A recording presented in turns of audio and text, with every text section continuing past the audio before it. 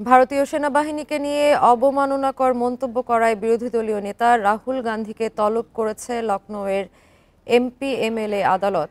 এরই মধ্যে তাকে তলবের নোটিশও পাঠানো হয়েছে। বিশেষ এই আদালতে শুধু এমপি এবং বিধায়কদের মামলার বিচার হয়। ভারতীয় নোটিশে আগামী মার্চের শেষ সপ্তাহের যে কোনো দিন রাহুলকে আদালতে হাজির হতে বলা হয়েছে।